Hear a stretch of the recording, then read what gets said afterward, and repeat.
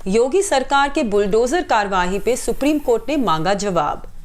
दहेज विरोधी कानून के दुरुपयोग पे इलाहाबाद हाईकोर्ट ने जताई चिंता और मद्रास हाईकोर्ट ने राजीव गांधी हत्यारों को रिहा करने से किया मना। नमस्कार, मैं भद्रा सिन्हा और मैं अपूर्वा मंधानी और हम आपके सामने एक बार फिर कोट अनकोट का ये एपिसोड लेके आए हैं। जैसा कि आप जानते हैं, इस शो पर हम आपको पिछले हफ्ते हुई बड़ी कोर्ट की खबरों के बारे में बताते हैं।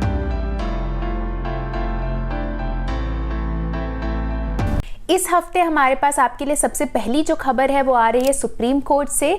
सुप्रीम कोर्ट ने दरअसल योगी सरकार से प्रयागराज और कानपुर में उनके द्वारा किए गए बुलडोजर कार्रवाई पर जवाब मांगा है। सुप्रीम कोर्ट ने उन्हें नोटिस जारी करते हुए ये कहा है कि 3 दिन के अंदर अंदर उन्हें ये जवाब देना होगा कि जिन लोगों के घर बुलडोजरों द्वारा तोड़े गए हैं उन्हें नोटिस कानून के हिसाब से कानून के अंदर नोटिस दी गई थी या नहीं।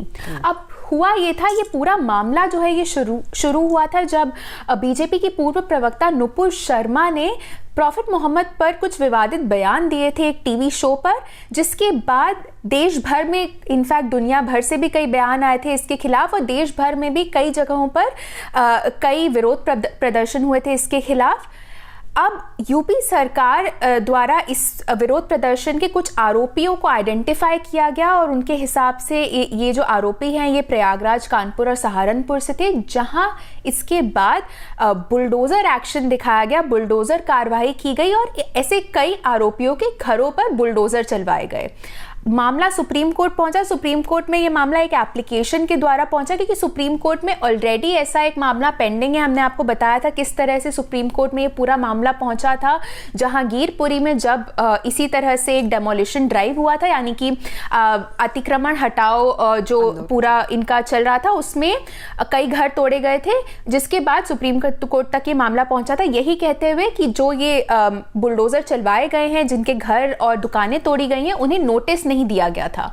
अब इसी मामले में सुप्रीम कोर्ट में एक और एप्लीकेशन फाइल हुआ इस डेमोलिशन ड्राइव के बाद, इस अतिक्रमण हटाओ जो पूरा प्रोसीजर किया गया उसके खिलाफ, ये कहते हुए कि इन जो आरोपियों के घर तोड़े गए हैं उनको पहले नोटिस नहीं दी गई थी इस मामले में। हाँ अपूर्वा, और ये जो हियरिंग है ये थर्सडे को हुई थी। आप जैसा कि जानती हैं, सुप्रीम कोर्ट दरअसल वेकेशंस की वजह से अभी बंद है और एक वेकेशन बेंच बैठ के कुछ अर्जेंट, यानी कि कुछ ऐसे मामले जिनमें सुनवाई करना बहुत जरूरी होता है, वो ही सुनने के लिए वेकेशन बेंचेस बैठती हैं। तो इसी एक बेंच के सामने ये एप्लीकेशन जो है सुनवाई पे आई। ये एप्लीकेशन फाइल करी गई थी जमायत उलेमा हिंद के द्वारा और इस एप्लीकेशन में, जैसे अपूर्वा ने बताया, यही बोला गया है कि जो ये डिमोलिशन ड्राइव हुई कानपुर और प्रयागराज में, इन ड्राइव के पहले कोई नोटिस नहीं दिया गया और जिन लोगों के घर तोड़े गए उनको भी नहीं नोटिस दिया गया। और जो वकील पेश हुए थे इस ऑर्गेनाइजेशन की तरफ से, उन्होंने बार बार यही बात कोर्ट को बताई। अब यूपी सरकार और जो वहां की जो सिविक एजेंसी थी कानपुर की और प्रयागराज की, उनकी तरफ से भी वकील पेश हुए थे।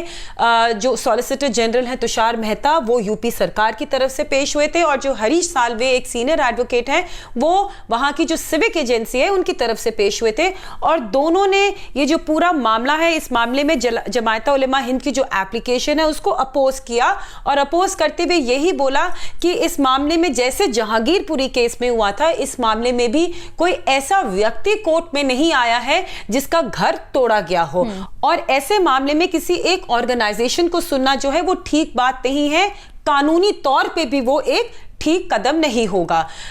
और उन्होंने जवाब में थोड़ा सा जो भी उन्होंने सबमिशन दिया कोर्ट में, उन्होंने जवाब में यही बोला कि ये कहना गलत होगा कि लोगों को नोटिस इशू नहीं किए गए थे।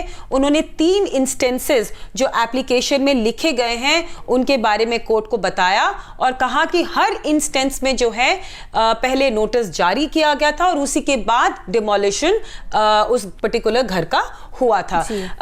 कोई लिखित में सुप्रीम कोर्ट ने ऑर्डर नहीं दिया, मगर हाँ हियरिंग के दौरान उन्होंने कुछ बातें जरूर बोली।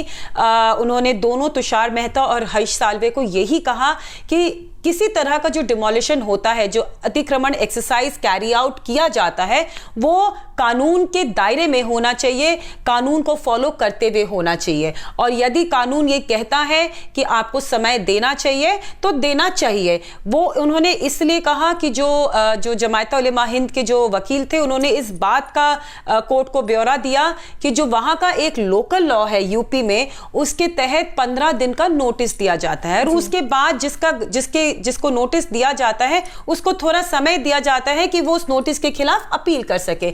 तो ये पूरा जो मामला होता है, ये जो पूरी एक्सरसाइज होती है, इसमें लगभग 40 दिन लग जाते हैं। तो 40 दिन के पहले जो सिविक एजेंसी है वो किसी तरीके का डिमोलिशन नहीं कर सकती।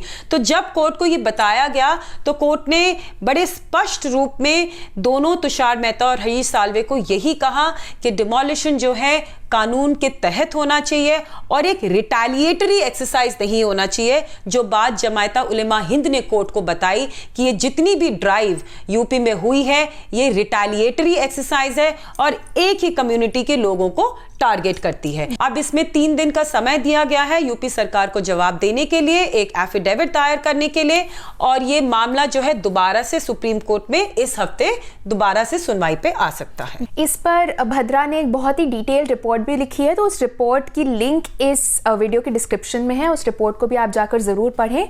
अब प्रयागराज की बात चल रही है तो हम चलते हैं इलाहाबाद, जहां इलाहाबाद हाईकोर्ट से इस हफ्ते एक जजमेंट आया है दहेज विरोधी कानून पर।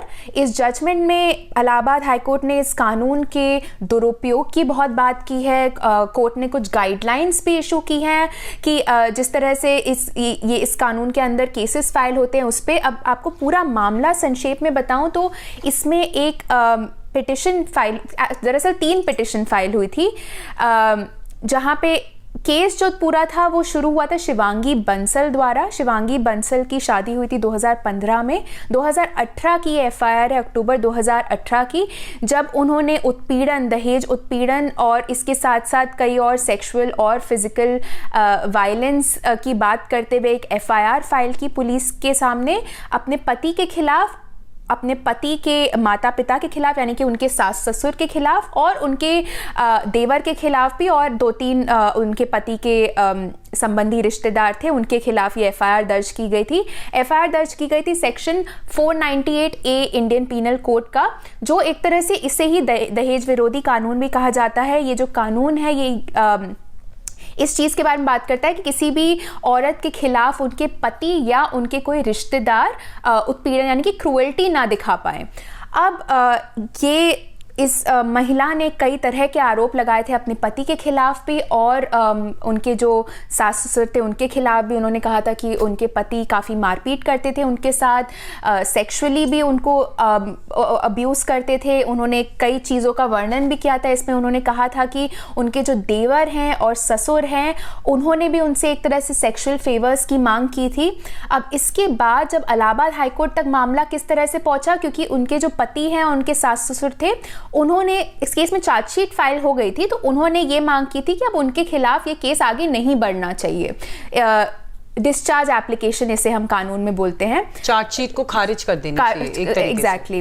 तो अब ये जो एप्लीकेशन फाइल हुई थी इसमें कोर्ट का जजमेंट आया। फाइनल जजमेंट ये था कि कोर्ट ने सास ससुर के खिलाफ उनको डिस्चार्ज कर दिया, ये कहते हुए कि उन्हें अब केस नहीं लड़ना पड़ेगा, लेकिन उन्होंने कहा कि पति के खिलाफ जो केस है वो चलेगा।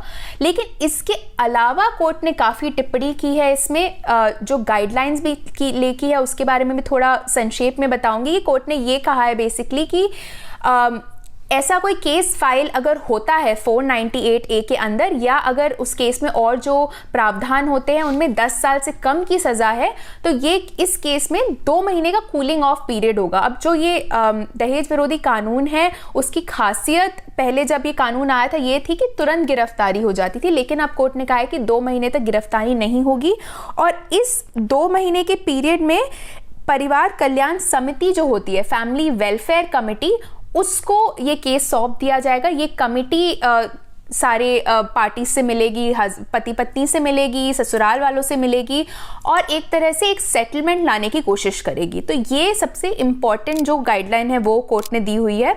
भद्रा, आप इसके बारे में जी अपूर्वा, आपने जो बताया, इन्होंने जो इलाहाबाद हाई कोर्ट ने सबसे पहले तो गाइडलाइंस ले डाउन करी हैं कि किस तरीके से 498A केस की एक तरीके से इसमें प्रोसीडिंग कैसे होनी चाहिए पुलिस के द्वारा। तो यानी कि FIR रजिस्टर होते ही जो जिसके खिलाफ एलिगेशंस लगाए गए हैं वो अरेस्ट नहीं किए जा सकते। इसमें 2 महीने का कूलिंग ऑफ पीरियड होगा और ये मामला फैमिली वेलफेयर कमेटी को रेफर किया जाएगा। जो फैमिली वेलफेयर कमेटी है उसमें कुछ मेंबर्स होंगे। ये फैमिली वेलफेयर कमेटी हर डिस्ट्रिक्ट में बनेगी और जो वहां के जो डिस्ट्रिक्ट जज हैं वो जो है वो इस फैमिली वेलफेयर कमेटी को हेड करेंगे। साथ ही साथ किसी लॉ कॉलेज का कोई जो 5th ईयर का कोई स्टूडेंट है जो जिसने पढ़ाई में बहुत ही अच्छा करके दिखाया है, वो उस कमेटी का मेंबर होगा, या कोई पब्लिक स्पिरिटेड आदमी उस कमेटी का मेंबर होगा, और कोई ऐसी हाउसवाइफ जो एजुकेटेड हो मगर किसी कारण काम ना कर रही हो और घर में एक हाउसवाइफ की तरह रह रही हैं, वो भी इस कमेटी के मेंबर होंगी। और जो इसमें जो हस्बैंड और वाइफ हैं, जो पति पत्नी होंगे, वो इस कमेटी में एक तरीके से मीडिएशन के लिए जाएंगे और दोनों हस्बैंड और वाइफ जो हैं, जो परिवार के बड़े लोग होंगे, यानी कि जो सीनियर वहां के जो मेंबर्स होंगे फैमिली के, वो हस्बैंड और वाइफ को अकंपनी करेंगे फैमिली वेलफेयर कमेटी के सामने और मीडिएशन होगा। यदि जो है ये मामला सुलझ जाता है फैमिली वेलफेयर कमेटी के सामने तो कोर्ट में एक रिपोर्ट दे दी जाएगी और केस को जो है रद्द कर दिया जाएगा। और इसी 2 महीने में जहां पे फैमिली वेलफेयर कमेटी इस मैटर में मीडिएशन का काम करेगी, उसके साथ साथ पुलिस जो है वो अपनी इन्वेस्टिगेशन जारी रखेगी और जो भी सबूत मिलते हैं वो इकट्ठा करेगी। मगर इसके साथ साथ अपूर्वा, जो इलाहाबाद हाई कोर्ट है उन्होंने काफी कुछ और बातें भी बोली हैं। उन्होंने बोला है किस तरह जो ये कानून है इसका गलत इस्तेमाल किया जा रहा है, इसका दुरुपयोग किया जा रहा है, और जिसकी वजह से जो हमारा मैरिज जो एक इंस्टीट्यूशन है, जो सोसाइटी का बहुत ही ट्रेडिशनल इंस्टीट्यूशन है, वो एक तरीके से खत्म होता जा रहा है। कोर्ट का यह भी मानना है कि जिस तरह के एलिगेशंस या जिस तरह के का दुरुपयोग इस कानून को लेके हो रहा है, उसकी वजह से लिविंग इन रिलेशनशिप जो एक तरीके से मैरिज से ही उभर के निकला है, वो इस तरह के रिलेशनशिप्स जो हैं उनमें बढ़ोतरी हो रही है। क्योंकि आजकल के जो यंगस्टर्स हैं वो किसी ऐसे रिश्ते में नहीं पड़ना चाहते जहां पे आगे चल के कोई लीगल कॉम्प्लिकेशंस हो जाए। तो कोर्ट का ये मानना है कि जो ये सेक्शन 498A है, ये दरअसल एक लीगल कॉम्प्लिकेशन बन जाती है पति और पत्नी की वजह से। दूसरी बात जो हाई कोर्ट ने करी है वो उन्होंने करी है टिप्पणी FIR को लेके। जिस तरह से कंटेंट था इस मैटर, इस केस के FIR को लेके, उन्होंने इस पे थोड़ी सी नाराजगी तो नहीं करूंगी, मगर हाँ इसमें थोड़ी सी उन्होंने इनफैक्ट वो शब्द इस्तेमाल भी किया है कि इस तरह के कंटेंट्स की निंदा करनी चाहिए। तो क्रिटिसाइज करते हुए कोर्ट ने ये बोला है कि जब 498A यानी कि डाउरी उत्पीड़न मामले में यदि FIR रजिस्टर करी जाती है तो इसमें पूरा डिटेल में एलिगेशंस लिखने की जरूरत नहीं है, क्योंकि ये हम कोई सॉफ्ट पोर्न लिटरेचर नहीं लिख रहे हैं। तो FIR लिखने में भी शालीनता जो है वो बरकरार रखनी चाहिए। पूरी की पूरी एलिगेशंस जिस तरह से इस FIR में लिखवाई गई थी पत्नी के द्वारा, जिस तरह से उन्होंने डिटेल में जो उनका सेक्सुअल असॉल्ट हुआ था उसके बारे में जिस तरह से उन्होंने बात करी थी, उसको लेके कोर्ट ने बोला है कि इस तरह से FIR लिखनी नहीं चाहिए। और एक जो और बात उन्होंने कोर्ट ने बोली है, जैसा अपूर्वा ने बताया, कोर्ट ने जो सास ससुर को एक तरीके से छोड़ दिया है, तो ससुर के खिलाफ भी सेक्सुअल एलिगेशंस लगाए गए थे सेक्सुअल असॉल्ट को लेके। तो उसको लेके कोर्ट ने बोला है कि हमारी जो इंडियन ट्रेडिशन है, जो हमारा कल्चर है, उसमें ससुर इस तरह की हरकत नहीं कर सकता है।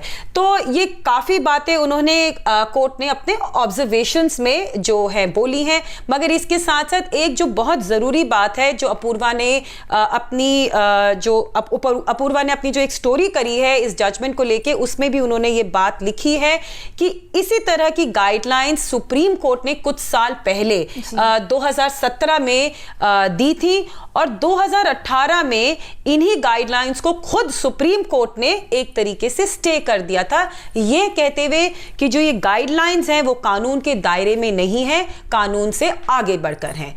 तो अब ये देखने वाली बात ये है कि क्या ये इलाहाबाद हाई कोर्ट का जो ये फैसला है, क्या इसको आगे चुनौती दी जाएगी या नहीं। बिल्कुल। जो तीसरा हमारे पास आपके लिए केस है वो आ रहा है मद्रास हाई कोर्ट से। मद्रास हाई कोर्ट ने राजीव गांधी असैसिनेशन में, राजीव गांधी हत्याकांड में 2 जो आरोपी हैं एस नलिनी और आरपी रविचंद्रन, उनकी समय से पहले, समय पूर्व रिहाई उनको देने से इनकार कर दिया है। मामला ये किस तरह से शुरू हुआ था, हमने आपको पिछले एक एपिसोड में बताया था किस तरह से एक जो दूसरे आरोपी हैं इसमें पेरारी वलन, उनको सुप्रीम कोर्ट ने अपनी सुप्रीम कोर्ट की अलग से शक्तियां होती हैं, आर्टिकल 142 के अंदर उनको स्पेशल पावर्स कहा जाता है, उसका उपयोग करते हुए मई के महीने में उनको रिहाई दे दी थी।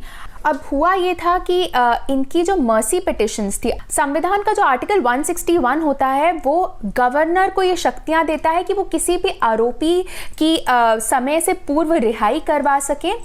यही पिटिशन जो है, याचिकाएं, ये राजीव गांधी हत्याकांड मामले में जो आरोपी हैं उन्होंने गवर्नर के सामने पेश की थी। ये 2018 की बात है जब वहां के तमिलनाडु के मंत्री परिषद ने अपनी सहमति दे दी थी उसके इन एप्लीकेशंस के ऊपर, लेकिन गवर्नर की तरफ से कोई इसमें आदेश नहीं आया था, जिसके और आदेश देने के बजाय गवर्नर ने इन पिटिशंस को प्रेसिडेंट को भेज दिया था। तब जाके ये मामला जब सुप्रीम कोर्ट को ये बताया गया तो सुप्रीम कोर्ट ने फिर पेरारी वलन को अपनी स्पेशल शक्तियों का उपयोग करते हुए पिछले महीने रिहा कर दिया था। लेकिन अब मद्रास हाई कोर्ट ने इन 2 आरोपियों के लिए ये करने से मना कर दिया, ये कहते हुए कि सुप्रीम कोर्ट की जो शक्तियां हैं ये हाई कोर्ट के पास नहीं है, इसलिए हाई कोर्ट ऐसा कदम नहीं उठा सकती। बिल्कुल अपूर्वा, आपको ध्यान होगा और ये बात हम पहले अपने एपिसोड में बता भी चुके हैं कि सुप्रीम कोर्ट ने जब पेरारी वलम को रिहा किया था तो उन्होंने इस बात को भी बहुत स्पष्ट रूप से कहा था कि जो गवर्नर है वो प्रेसिडेंट को जो पिटिशन थी, इनकी मर्सी पिटिशन थी इन 7 आरोपियों की, वो प्रेसिडेंट को फॉरवर्ड नहीं कर सकते थे। तो जो उन्होंने किया वो कॉन्स्टिट्यूशनली गलत था, संविधान के दायरे में नहीं था, संविधान के हिसाब से नहीं था। तो इसलिए गवर्नर के पास ही पावर है कि वो इन 7 की मर्सी पिटिशंस पे एक कोई अपना फैसला सुनाए। तो यही सुप्रीम कोर्ट का जो फैसला था, इसी को कहते हुए मद्रास हाई कोर्ट के सामने जो नलिनी और रविचंद्रन के वकील थे उन्होंने इसी बात को दोहराई कि जो गवर्नर ने 2018 में किया था, उन्होंने जो प्रेसिडेंट को फाइल फॉरवर्ड कर दी थी वो गलत थी। और चूंकि सुप्रीम कोर्ट ने पेरारी वलम को जो है ऑर्डर दे दिया है उनके प्रीमेच्योर रिलीज का, तो इसलिए नलिनी और रविचंद्रन को भी एक तरीके से प्रीमेच्योर रिलीज मिलना चाहिए। दूसरी बात जो नलिनी के वकील ने कही वो ये बोली कि नलिनी को दरअसल सन 2000 में ही पार्डन कर दिया गया था, जब उन्होंने सोनिया गांधी जो राजीव गांधी की वाइफ है उनके सामने अपनी एक गुहार लगाई थी। तो जब सोनिया गांधी ने उनको पार्डन कर दिया था तो नलिनी की जो डेथ सेंटेंस थी वो लाइफ इम्प्रिजन में यानी कि आजीवन कारावास में कन्वर्ट हो गई थी। तो एक तरीके से जो नलिनी की रिहाई, ये उनके वकील का मानना है कि एक तरीके से नलिनी की रिहाई 2000 में ही हो जानी चाहिए थी, मगर फिर भी वो इतने सालों से जेल में बंद है। मगर जैसा कि अपूर्वा ने बताया, मद्रास हाई कोर्ट ने यही कहा अपने ऑर्डर में कि उनके पास इस तरह के अधिकार नहीं है जैसे सुप्रीम कोर्ट के पास है कि वो समय से पहले इन दोनों की रिहाई कर सके, और यदि ये दोनों इस तरीके का कोई रिलीफ चाहते हैं तो उसके लिए उनको सुप्रीम कोर्ट में ही गुहार लगानी पड़ेगी।